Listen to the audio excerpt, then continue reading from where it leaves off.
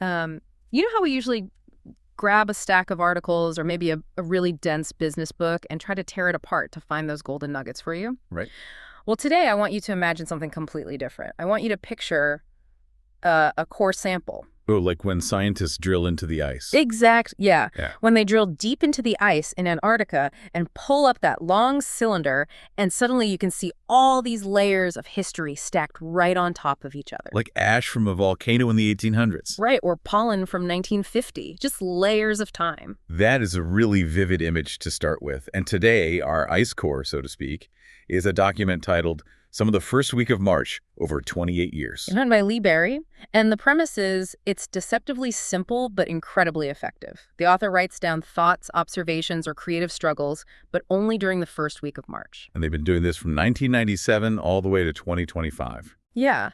So unlike a traditional biography where we read a story from start to finish here, we're jumping vertically through time. We go from March 1st, 1998, directly to March 1st, 2012, and then right into March 1st, 2025.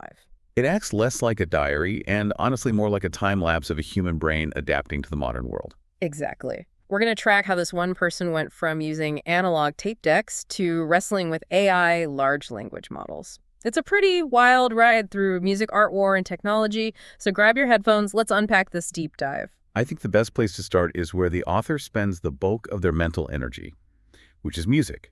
But not just the listening part. Yeah. It's the philosophy of composition and performance. Right, and there's an entry from March 1st, 2010 that really stopped me in my tracks. Yeah. The author's trying to figure out how we actually hear music in our daily lives, and they use a film term. Diegetic versus non-diegetic. Yeah. It is a crucial distinction. In cinema, diegetic sound is a noise that the characters on screen can actually hear. Like a radio playing in the corner of a scene or... Yeah. Or a car honking, exactly. Hmm. Non-diegetic is the soundtrack. Hmm.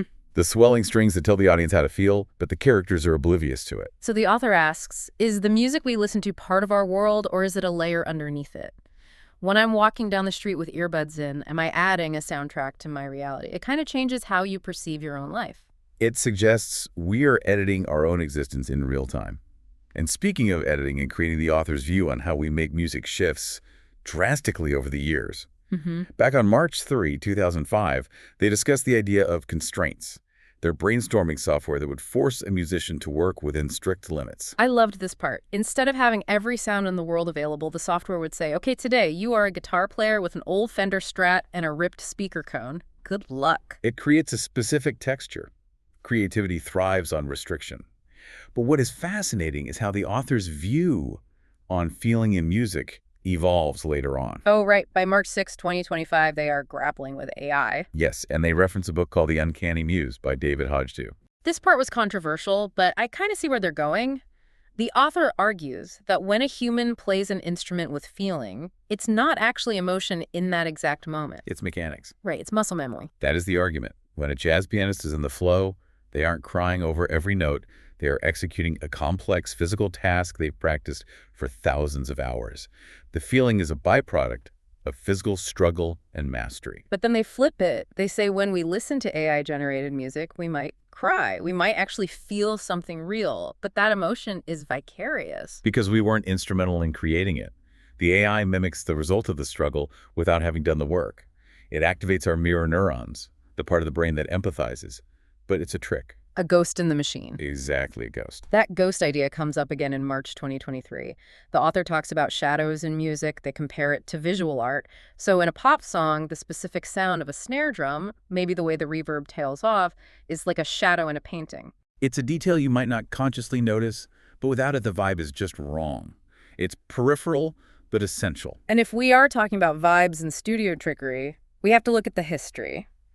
The author digs into some classic music history on March 10, 1967, while referencing the Beatles' studio diary from that date, specifically the song Lucy in the Sky with Diamonds. Correct. The author notes it was the most very-speeded song on the album. They slowed the rhythm track down to 49 cycles per second. Which, for those of us who aren't audio engineers, basically means they recorded it fast and played it back slow to make it sound sluggish and thick, right? Precisely. It creates a dreamlike quality that doesn't exist in nature.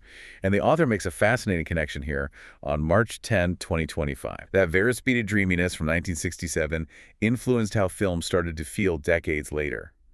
Our visual language for dream sequences in cinema essentially comes from 1960s audio tech. I love those cross-generational connections so much. There's another one, a thought experiment from March 1st, 2017 that genuinely made me laugh out loud. The author imagines J.S. Bach listening to modern jazz. It is a humorous image, but it gets at a deep truth about music theory. The author speculates that Bach would secretly love the sound of an E7 sharp 9 chord. The Hendrix chord, Purple Haze. Exactly. It's dissonant, gritty, and bluesy. The author thinks Bach would love the sound of it, but publicly he'd have to denounce it as satanic because it broke the strict rules of counterpoint in the 1700s. It's the forbidden riff. They do the same thing with Stravinsky and heavy metal in an entry from March 5, 2010. Right. Igor Stravinsky's The Rite of Spring caused a literal riot in March 1913 because the rhythms were so violent and wrong. The author argues Stravinsky would have felt responsible for heavy metal. Though they note she probably would have hated Screamo. Very likely. But there's a nuance in the appendix. The author compares this to the tritone, the interval known as the devil in music. Because it sounds unresolved, it creates all this tension. And that is the point. The author suggests that in art, wrong is often just a new kind of right that creates necessary cognitive dissonance. It forces your brain to pay attention. While AI, on the other hand, usually tries to fix everything, smoothing out those jagged edges. Which is a great segue into lyric writing. By March 4, 2025, the author is actually using AI, but in a very specific, almost punk rock way. They compare using large language models to David Bowie's cut-up technique. In the 70s, Bowie would cut up strips of newspaper and rearrange them to find random mystical phrases. And the author is doing that digitally. Yes. They are feeding their own lyric notebooks from the 1990s into Google's LLM and asking it to cut them up. So it's a remix of their own past self. That feels less like cheating and more like collaborating with your younger self. There's a specific lyric mentioned from a March 4, 2004 entry that stood out. Quote, "Moody music on cyber waves washing over the mood I made," unquote. It's very meta-commentary on the medium itself. But the author also notes in 2025 that lyrics don't actually need to make linear sense. They are slaves to musicality. If a word sounds better sung, you just use it even if the grammar is off. Which leads to slanguage. I love this term from March 7, 2017. It's language. The author discusses how we are starting to spell words phonetically online, like allowed, spelled A-L-L-O-W-D. It drives teachers crazy, but the author sees it as efficiency. It's like dropping frames in a film to speed it up. Exactly. Remixes, they argue, are just slang for music. We're compressing culture to fit more in. But does that compression lose something, like the tactility? The author is a bass player, and they seem absolutely obsessed with the physical sensation of the instrument. This is a recurring theme. March 3, 2021. They describe holding the neck of the bass as nutrition for the mind. Nutrition. There is a comfort in the physical grip, the wood and the wire that a digital controller or a touchscreen simply cannot provide. And they defend the bass players. There's this old myth, I've heard this in bands before, that if your bass has wear marks only on the first 5 frets, you're a bad player because you never go up the neck for solos. The author debunks that beautifully on March 6, 2021. They argue the first 5 frets are the money notes.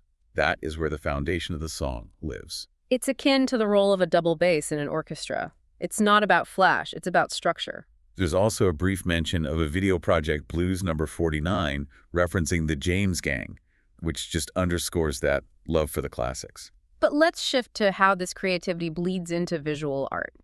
The author quotes the artist Jasper Johns in an entry from March 1st, 2012. Take an object, do something to it, do something else to it. It's so simple, it just kills the fear of the blank page. You just iterate. And the author applies this through domain alternation. Domain alternation, explain that. In March 2021, they describe listening to music while painting or working on album art to incubate the music. It's a holistic ecosystem. When you get stuck in one medium, you switch to another to keep the creative engine running. And sometimes that engine runs on observing things other people miss. We have to talk about the exhibitions they attended. In March 2003, they visit a Leon Golub exhibition at the Chicago Cultural Center. Golub's work resonated because of its weathered look. Scraped paint layers revealing underlying images. The author compares it to Guernica. It's art that feels like it has survived something. Then there's the Claude Cahun visit in 2012, comparing her to Cindy Sherman. And then the Lost Leonardo documentary in March 2022. The author spots something weird about the painting. The hand on the left. Yeah. From a geometric standpoint, the hand looked out of place because it was the lightest part of the painting. The author suggests that if you had vision problems, that bright hand is the only thing you would lock onto. It challenges the whole idea of the perfect masterpiece. Speaking of looking, the author is also obsessed with lists, right? Very much so. March 3, 2021, lists as generative art. From making lists of cassette tapes in the 80s to digital files now. The act of listing things creates a framework for new ideas to emerge. And this ties back to shadows. In March 2023, reading The Visual World of Shadows, they note that in religious paintings, shadows are often wrong physically. But it doesn't matter because the viewer focuses on the spiritual figure. Precisely. Let's run through the cultural diet of the author. It's quite a mix. It really is. In books, you have Tolstoy's What is Art, read in March 2020. The author finds it overwrought but respects the purity of intention. Then you have Daniel Dennett's I've been thinking in March 2024, where they're surprised to learn the philosopher had a deep background in music. And Jerome Bruner in March 1998. Actual Minds, Possible Worlds. A book that sounded great on the flap, but was impossible to read. We've all been there. Moving to film, the author holds up David Lynch, specifically Lost Highway, in March 2002, and again in 2024, as the best approximation of the dream state. Films are like dreams. Dreams are like films. But they're skeptical of 3D noting in March 2010 after seeing Tim Burton's Alice in Wonderland, that it might just be a gimmick. They also praise Eve's Bayou in 1998 for its depiction of voodoo and use of an all-black cast. And documentaries play a huge role, too. There's a haunting entry from March 1st, 1999, watching a PBS doc on the 1918 flu epidemic. The author notes how people were in denial, thinking it would just go away. Oof. That hits different, reading it from the perspective of someone who lived through 2020. It certainly does. History rhyming. They also watch music docs. The Mamas and the Papas in March 2005, noting John Phillips was a songwriter who was actually a musician, unlike modern marketing strategy songwriters. And The Tragedy of Karen Carpenter in March 1999, sweet music masking an incredibly painful life. Photography is another big theme. Vivian Mayer, the nanny photographer. In March 2022, the author realizes that Mayer's photos are a complete language. And there's a moment of connection. The author realizes they walk the exact same Chicago streets. Vivian Mayer walked photographing the same architecture just decades apart. They also mentioned Diane Arbus in 2005 and her axiom that a photo is a secret about a secret, and using morning light in early March to cast shadows like Man Ray in 2025. Which segues perfectly to architecture. Chicago. And you can't talk about Chicago without the Willis Tower. There's a visceral entry from March 3, 2011. The author is walking downtown and ice shards are falling from the skyscraper. Falling right onto the street. Yes. But then 2 years later, March 2013, there's this realization. They notice they can actually see the Willis Tower from their own apartment window. After living there for 10 years. 10 years. How do you miss a massive skyscraper in your window for a decade? It speaks to how we filter our reality. We are lookouts, as the author says about Frank Lloyd Wright's Windows in a March 2005 entry. We frame what we want to see. If you aren't looking for the tower, it doesn't exist. That is just unsettling. It makes me wonder what I'm missing right now in my own house. Or they praise Louis Kahn's Bangladesh building, calling it a requiem. It's all about what catches the eye. But we have to pivot to the biggest filter of all in the recent entries, the year 2025, the explosion of AI music. This is where the tone of the diary definitely shifts, becomes highly critical. In March 2025, the author describes AI art as a fungible OEM product. I loved the analogy they used here, the grain elevator. Yes. They say using AI to generate art is like driving to a grain elevator, buying a truckload of wheat, processing it, and then claiming I grew this. But you didn't grow the wheat. You just processed a commodity. It's an original equipment manufacturer product, OEM. But the real fear isn't just about ownership, it's about us. March 1st, 2025, the atrophy of skills. This is the core anxiety of the modern age. If AI steals the time we used to spend on important things, manual creativity, learning to play that bass line, mixing the paint, our skills will atrophy. We'll literally forget how to do it. So are we just surrendering our agency? The author makes a brilliant distinction between new uses for old tools, like transcribing that AI music into sheet notation, which keeps your brain active, and old uses for new tools. Like using texting as a voicemail. Exactly. We need to ensure the new tools don't make us passive. And we can't talk about these dates, March, every single year without acknowledging the backdrop. March is historically heavy. March is the month of invasions. The diary tracks the Iraq War, starting in the intro, and March 2003 entries. The author mentions attending a protest at Federal Plaza in Chicago. But jump forward to March 19, 2013, the 10-year anniversary. The author notes something chilling. They watched the footage of the invasion from 10 years prior, and it didn't look like history. It looked like it could have happened yesterday. 10 years wasn't enough for it to become the past. No. And by March 8, 2024, they mentioned a student who had just learned there was a 20-year war. The generational memory gap is massive. And then Ukraine, March 8, 2022. The destruction of the Lviv Museum. Works by Picasso and Chagall were destroyed early in the invasion. But the author also takes a cynical view of how we react to these things. Right. And as a reminder, we're just reporting what the author observed in their journal here. Exactly. They watched the documentary Winter on Fire and observed that for many of us in the West, large protests and revolutions can become spectacles. Spectacles for people bored with their routine lives. It's a harsh reflection, but an honest observation of media consumption. We consume tragedy on screens, just like we consume movies. It all ties into their general view on history.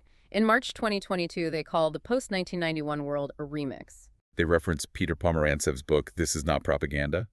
The idea is that truth has been balkanized, broken into little pieces. We are just rearranging fragments of the past. Which leads to this fascinating term in the appendix, stylects. What is a stylect? It's a portmanteau the author coined. Yeah. Style plus dialect plus intellect. The argument is that in a globalized remix world, we are desperate for identity. So we create these micro-identities. Maybe it's gang graffiti, maybe it's high fashion, maybe it's being an Apple user versus an IBM user. It's like a scent marker. Exactly. It's how we tell the world, I belong to this tribe, when the big tribes, like nations or religions, feel less defined. Wow. So we've gone from slowing down Beatles tapes to buying grain from AI elevators, from ice falling off skyscrapers to the destruction of museums. It is a profound journey. From March 1997 to March 2025, a true longitudinal study of one creative mind. And the author always comes back to the weather metaphor for March. Oh. In like a lion out like a lamb. Or sometimes, as they note, in like a lion and staying a lion. So here is the question we want to leave you with based on that fear of atrophy the author mentioned. If we stop doing the old things, playing the bass until our fingers hurt, mixing the paint, writing the lyrics by hand because AI is easier, are we evolving? Or are we just becoming lookouts in our own lives, watching the algorithms do the work for us? That is the question of the century.